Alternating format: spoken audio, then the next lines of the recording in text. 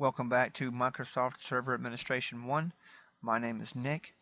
The topic of this lesson is actually a demo on Active Directory and DNS. And I want to start this on DNS. So DNS is simply a server role. So I'm going to use Server Manager here from the Roles section. I'm just going to add roles. Now, if you haven't watched the introduction videos or video on Active Directory and DNS, I encourage you to watch that because we'll be talking about things that came from that video. If you haven't watched them, you're going to be a little bit out of the loop. So a welcome screen here in the DNS wizard, and next on that, we're simply going to install the DNS server role. Press next, and we get an introduction to that. Next on that, and that's pretty much all there is to installing the role itself. Now we have some work to do after it's installed. So I'm going to press install on that. Should be fairly quick here. Okay, there we are. Installation succeeded. We can press close on that. And now we see under roles we have DNS server. And I can manage the role from here in Server Manager if I wanted to. Maybe it's just me. I'm kind of old school. I like to manage things from their actual console. So we can go to Start, Administrative Tools, and we find now DNS is in this list since we installed the role. You can click on that, and there is the DNS Manager console. When you install DNS, you see your server here, your server's name. Demo server 1 is my server's name. Expand that, and we see some zones. Now, zones are where DNS stores its records for name resolution. If we expand the forward lookup zones, a forward lookup zone is what we normally think about when we hear about DNS, translating names to IP addresses. A reverse lookup zone, as you might imagine, is translating IP addresses back to names. So we're going to add a forward lookup zone. I'm just going to add like a dummy zone. So new zone, I'm going to right click forward lookup zones and new zone, and press next on the wizard there. We have 3 different types of zones we can create. The first is a primary zone, which is, some people call it an authority zone. This is a zone that holds resource records that map names to IP addresses, other kinds of resource records as well. And you can create records, you can take records away, and things like that. Now, a secondary zone can also be an authority zone, but it holds a copy of the primary on a different server. So in case the primary server goes down, the server holding the secondary zone can still do the work of DNS. The thing is, you can't actually create information as far as resource records on that zone. It looks like you can, but what's really happening is it's contacting the primary zone to make those changes. Okay. And the third zone is a stub zone, which simply holds a reference back to an authority zone. So we're going to create a primary zone. And I'm just going to give it kind of a weird name here, foo.com. And press next on that. And DNS actually stores everything in a DNS file with a .dns extension. That way you can back up that DNS file and restore it in case of a catastrophe. Next on that, this is dynamic update. So what that means is whenever you connect a client or a workstation or any other server to the network, you have to manually punch in the servers or the client's host name and IP address into DNS for it to know that that computer is out there and be able to direct calls to it. Well, dynamic updates allows the client itself to update DNS automatically whenever it's plugged to the network. All right. So we have an option here, allow both non-secure and secure dynamic updates. And that's okay if you want clients to be able to automatically update DNS themselves with their host name and IP address so DNS knows about them. The risk with this is that you're allowing non-secure as well as secure. So an unauthorized party can update your DNS if you're not careful and do what's called poisoning DNS, to where they start directing your people to the wrong places. They can give bogus DNS information, and that usually turns out very, very bad. So be careful doing this kind of stuff in production environments. The top option here is grayed out, only allows secure dynamic updates. The reason it's grayed out is because the only way you can allow secure dynamic updates is if your DNS zone is stored in Active Directory, and that's what's called an Active Directory integrated zone. And Active Directory usually installs that kind of zone whenever you install Active Directory with DNS, like you'll be doing. So next on that, I'm going to go ahead and allow that. Gives us a summary and finish. So we have a zone called foo.com. I can expand that. There's nothing under it. And not much to the zone. I have a name server record and a start of authority record, which kind of identifies the DNS server itself. But you'll notice that there's nothing to translate this server's name to its IP address. Now the server kind of needs to know that information, and other servers do too. If another server is wanting to call server 1, it's going to contact this DNS server and say, what's the IP address for server 1? This DNS server is not going to have that information. There is no host record with that information. We have to create one. So I can either right click in this white area in this right hand pane and choose new host, or I can right click on the zone itself and choose new host. And in the new host window, I can type the server's name. In this case, my server's name is demo srv1, and it places the fully qualified name automatically for you. And what is this server's IP address that you want to create there? And I have the .11 IP address, and I'm going to press add host there. That puts the host in the list and tells me this was successful, and it gives me some blank boxes to add another one if I wanted to, and I don't want to add another one, so I'm just going to press done. So now anyone calling demo server 1 from a different place in the network will be directed to this server 1.11.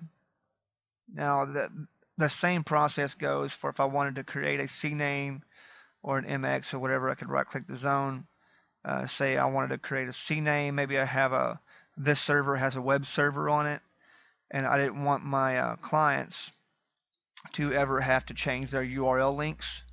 So I could call this server by a different name, webserver.foo.com, and it actually points to demo srv1.foo.com. You have to put the FQD in here for that. That way, if I had a web server here and it was serving up web pages to internet land, and I had to upgrade this server and change its name to say demo server 2, then instead of giving all my users a brand new link, hey, go to demo server 2 now, they just keep going to this web server alias instead. And I can come in here when the upgrade is finished and just change demo server 1 to demo server 2, and no one is the wiser. Everyone keeps on going to my website using the webserver.foo.com, and everyone's happy. So That's kind of the purpose of an alias record.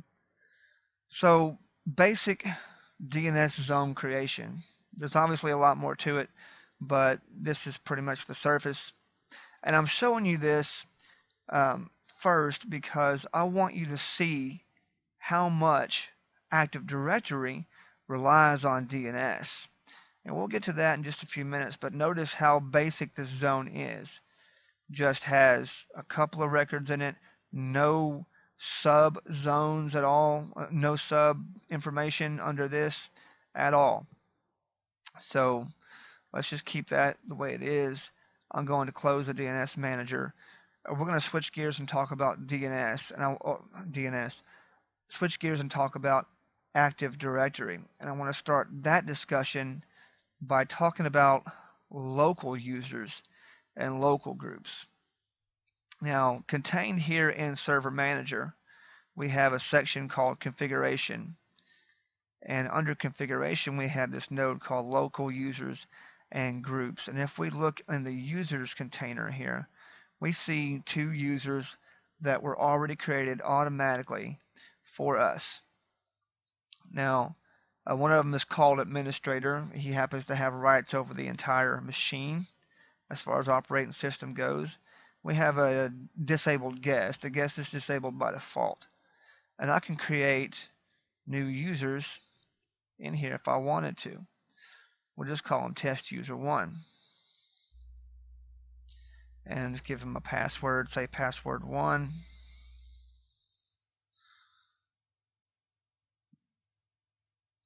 Don't make him change his password, and create. So that's really all there is with creating users in a local setting, a local user. Same thing with groups here. I have built-in groups, administrators, backup operators, all kinds of stuff here that are built into the machine. I don't have to really create them on my own. They come free for the price of admission.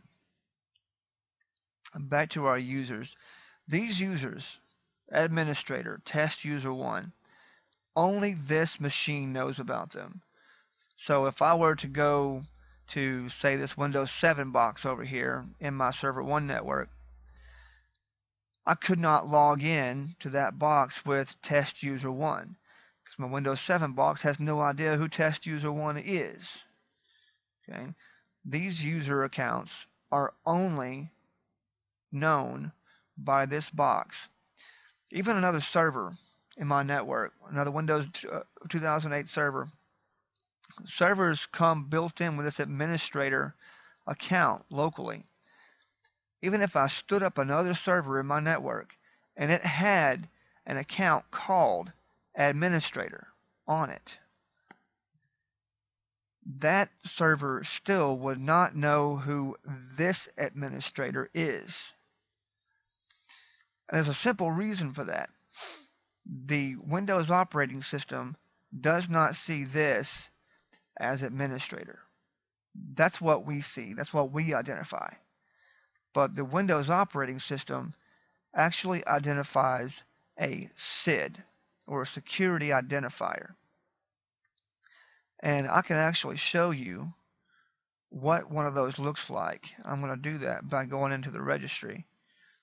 And we're going to go HKey Local Machine Software, Microsoft, Windows NT, current version, should be profile list. Let's get that bigger there. Go over a little bit there. There it is. And all of these little short guys here are like local system and local network service and local service and things like that.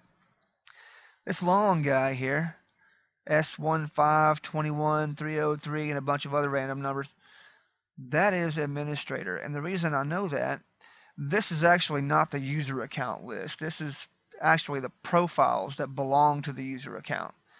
It's just one of the real easy ways to find what a user SID is. I happen to know that location. The reason I know that is because profile image path here, it says C users administrator. Okay, if a user has logged in and created a profile, their SID is going to be in here. Okay. Now on another Windows machine, the administrator account SID is going to be different. Okay. That's going to be a different value for any other Windows machine you go to. That's kind of why no other machine understands what this machine's administrator account is. Okay, they're two different accounts as far as Windows is concerned because they have different SID values. Now, if I wanted to access resources on this computer by coming across a network and getting like a shared folder or something, this computer would challenge me for a username and password. I would have to type in a user account that this server knows about, whether it be administrator, whether it be test user 1, or I can create other users in this user container as well. And I would have to know one of these user accounts and passwords to gain access to things stored on this machine across the network. And even then, whatever user account that I use would have to have access to that shared information on the network. So all that being said, this whole work group scenario where you have local users on every box in the network works okay for small environments, but what if you have 1,000 or so PCs, or you need 500 servers in your network? You're going to have some way of centralizing the user accounts so you don't have 500 servers with 500 different user accounts to keep up with. So you can see where that would get old pretty quickly. By the way, what you're looking at here, this local users and groups, this is the SAM. This is the Security Account Manager database. It's what we see as the SAM. Okay. Now, keep in mind what I've just done here. I created test user 1 in the SAM, in the Security Account Manager. I'm going to close this and, well, not yet. I'll go back to roles. Now, Active Directory. Let's talk about this. Back in the old days, all we had to do was type the words DC promo into the command prompt or a run box, and it would do all of its stuff right there for us. Now, Server 2008 wants us to install the Active Directory domain services role first. And here is that role, domain services. What it's doing, the role itself does not make the server a domain controller. The role simply installs some binaries that are needed to make the server a domain controller. Okay, so some .NET features, things like that. After the role is installed, then we can run DC promo and make the server a domain controller. But here's the deal. I don't ever do this. I don't ever install the role like this. And there's a reason for it. I think it's a waste of time. Because whenever you go to start and you type in DC promo, it checks to see if you've installed that role. And if you haven't, it does it for you. So for me, there's really no reason to take a two-step approach here, because when you use DC promo, it installs the role for you in the background, and after it installs that role behind the scenes, then it'll spit you out into the DC promo wizard where you can run through it and set up your domain controller. So this should take just a few minutes and we'll continue on. Okay, so it has installed the role. Now it put us into the DC promo wizard, which is where we can actually install Active Directory and set up our domain. So next on that, here's a quick bit about the old NT40 servers. They don't really work well with the newer stuff, so just pay attention to that if you have any old servers in your network.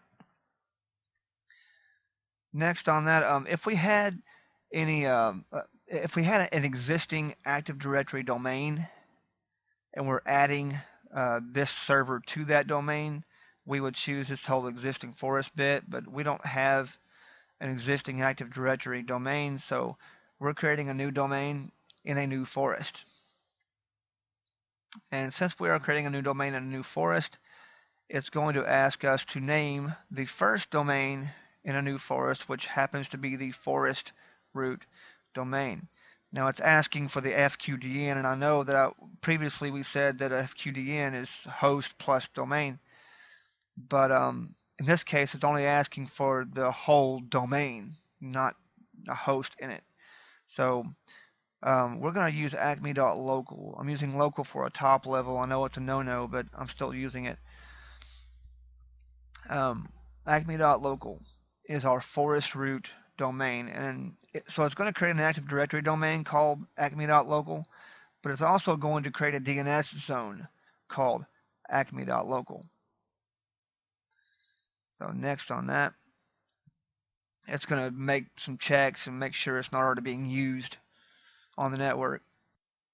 Okay, forest functional level. There is a forest functional level and there is a domain functional level, and they can be set to two different things if you want them to. The forest functional level, functional levels in general,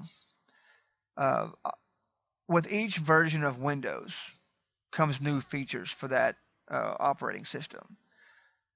Think of it like this: with each version of Office comes new features for the application, be them ones you like or ones you don't like, right? Well, Active Directory is simply an application that's included with Windows Server. So with every new addition or new new version of Windows Server, get that right in a minute, comes new features, and also new features to Active Directory as a result of that. So if you have some older servers in your network that are playing as domain controllers, just know that they may not work with some of the newer functional levels.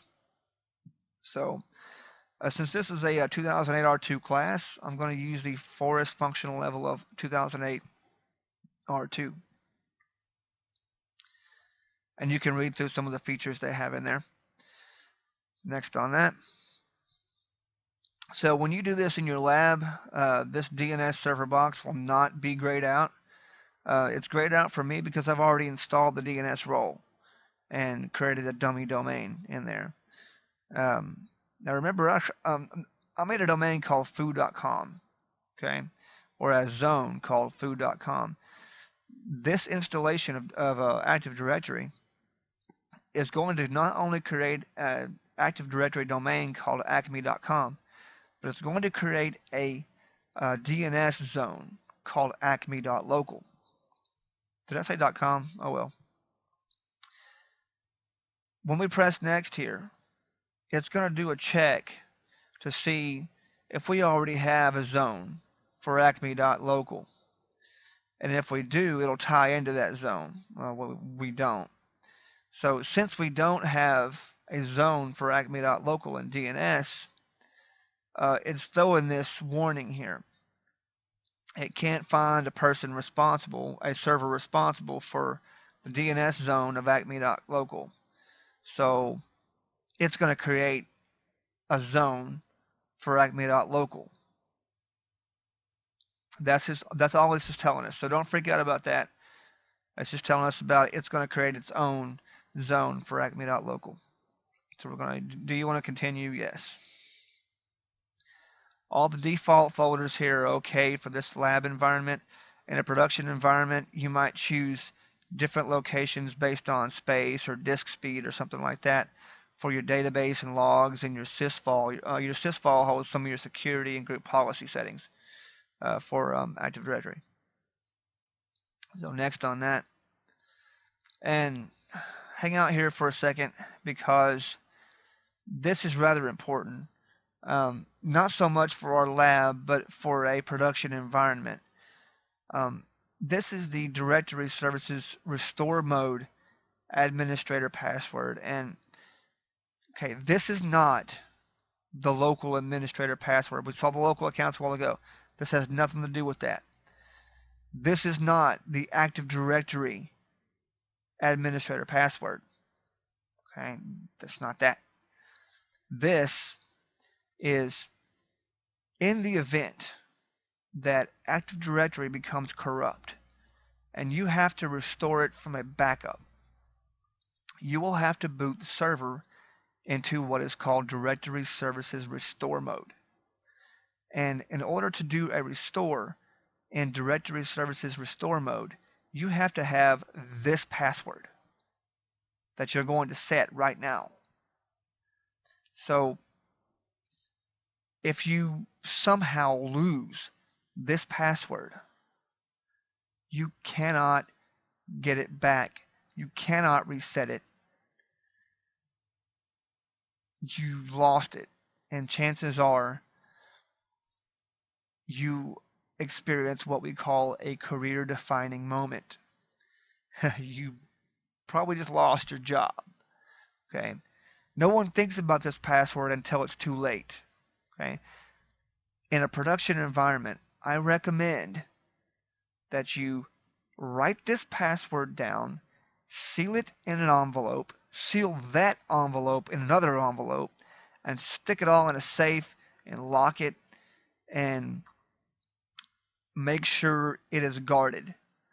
Because the very last thing you want to do is not have that password when the stuff hits the fan. Okay.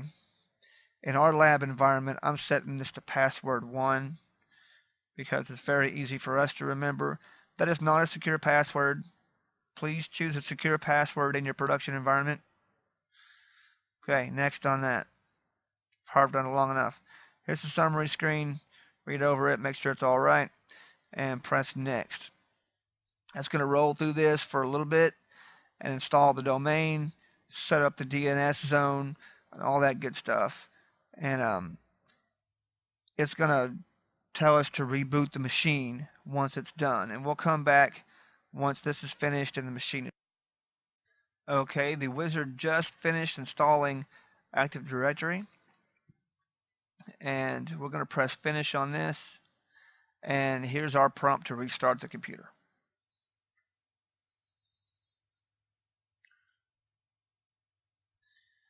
Okay, the machine has rebooted, and we're going to press the Control-Alt-Delete, except for this is a virtual machine, so you have to press the host key that will send the Control-Alt-Delete key signal. I'm using VM VirtualBox, so that host key combination is the right-hand Control and Delete. One of the first things we notice here is that our logon screen is a little bit different. Instead of just saying administrator, we now say Acme /administrator. That Acme should look pretty familiar. That would be the Active Directory domain that we just installed. This is listing our logon name in what we call down level notation. And what that is essentially domain name /username. Okay? And some of you might be thinking, well, wait a minute. Our domain name is acme.local. Why are we just seeing Acme here? Well, the answer to that is that it's using the NetBIOS domain name, which is a shortened version minus the top level.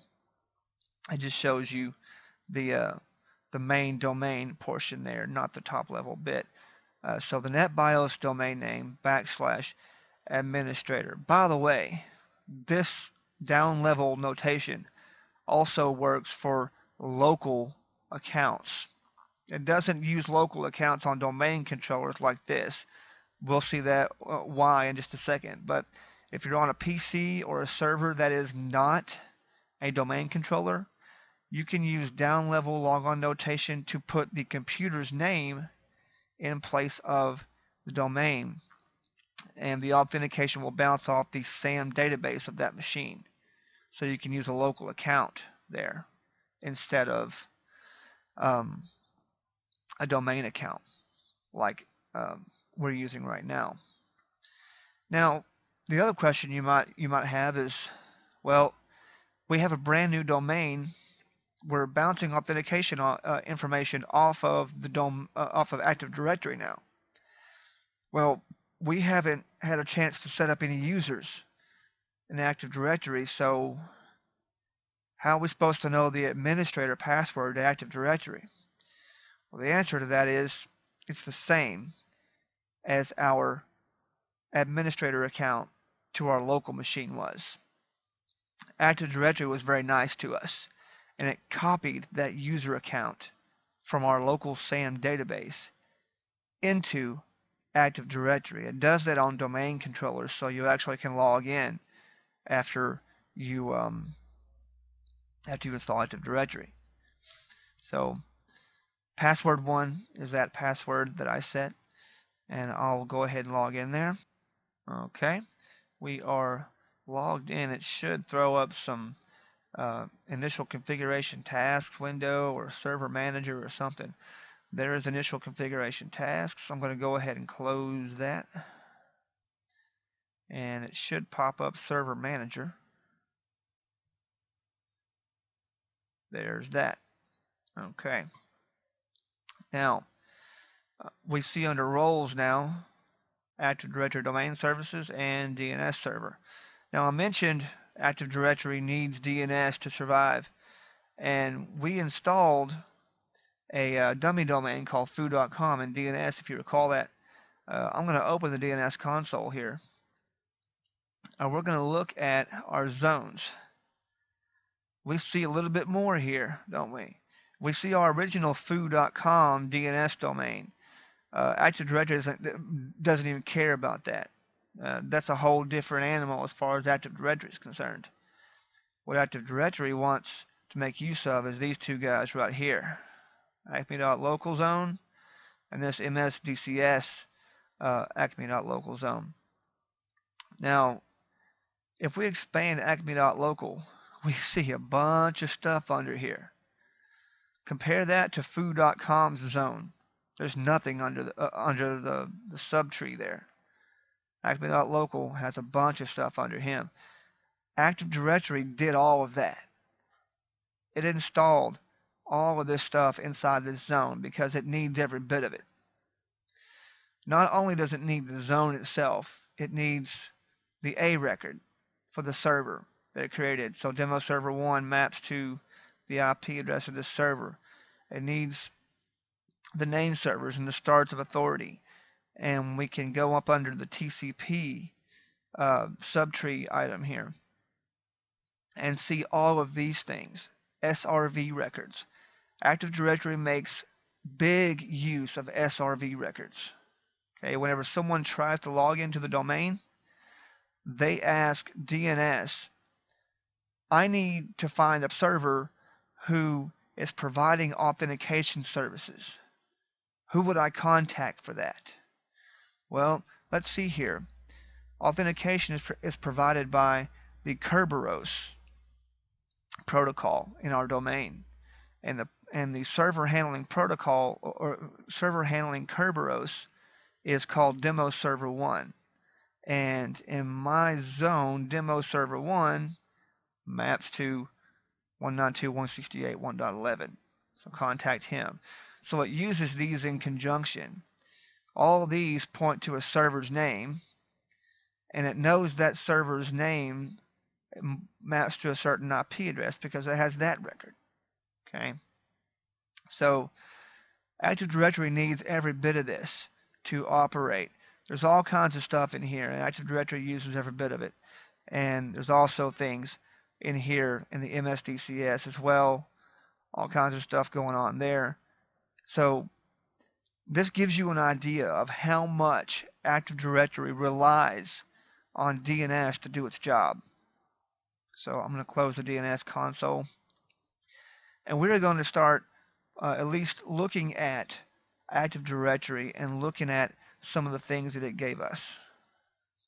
First off, though, I want to show you something. Let's look under Configuration in Server Manager.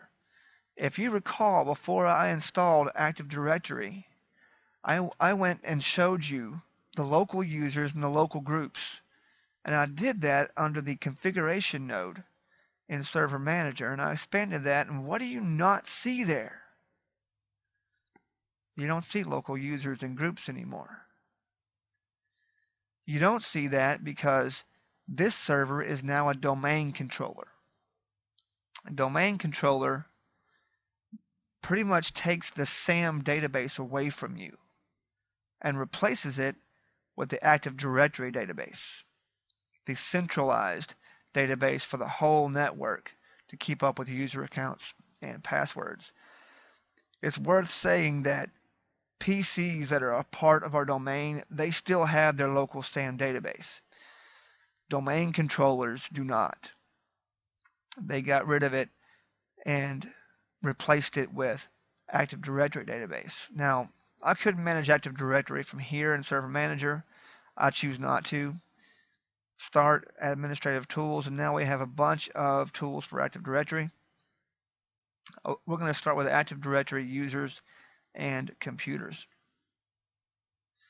And I'm just going to guide through a couple of the tree items here. First of all, we have the heading, and we have the name of our Active Directory domain, acme.local, which also is the name of our DNS zone. They are the same name. Two different animals, DNS and Active Directory, but they use the same name. Active Directory makes use of the DNS namespace. Okay. I'm going to expand acme.local, and we see some tree items here. They all resemble folders. One of them has a little cylinder type shape inside one of those folders. These are all containers. Every one of them is called a container. Now, this guy here with the little icon inside the folder is a special kind of container called an organizational unit. We'll get to that a little later on. What I want to show you right now is the users container. Okay. Active Directory pulled our administrator account from our local SAN database and dropped it into Active Directory to give us something to log in with. It also pulled that test user. It took the one off, but it pulled that test user account over and put it into Active Directory for us as well. So it was very nice to us and took our SAM database and pretty much copied it over here for us. So we have our users container. This is where all of our users are contained. Typically, this is in most companies, we see a very long list of users in this. We can also create groups in this user account, in this user container. So if you see an icon with two heads on it, that's a group. If we see an icon with one head on it, that's a user. And you can sort by these columns by clicking on the column. You see a little arrow, that means ascending, or a sort by descending, and you can use that with any column you want to. Okay, even description. So we have a container called built-in with all the built-in groups and built-in users if we have them, which we don't. So computers. So if we have computers that are participating in the acme.local Active Directory domain, they will be in here. Domain controllers, so any server in our network with Active Directory installed on it that is a part of this domain, you would see in here. Obviously, we have our current server, which is a domain controller. Foreign security principals. So this would be user accounts or authentication items that come from different domains that have to authenticate with this domain. That's much later on. And managed service accounts, which we'll work with much later on as well. At least talk about them later on, not really work with them much. Mainly we'll be in this container here, users, and we'll create some of our own later on. So that's pretty much all there is to installing Active Directory. Now we'll get to working with Active Directory in a later chapter, the next chapter, matter of fact. But this is installing Active Directory, making sure DNS looks good, and all that kind of thing. So as always, if you have any questions, I encourage you to write those questions down on a sheet of paper or a note card or something, and bring those questions to class, and we'll talk about them. I love answering questions because that means you want to learn. So bring your questions to class. There is no stupid question. Don't think that. Anything you have a question about, just bring it up to class, and we'll talk about it. So I will see you in class.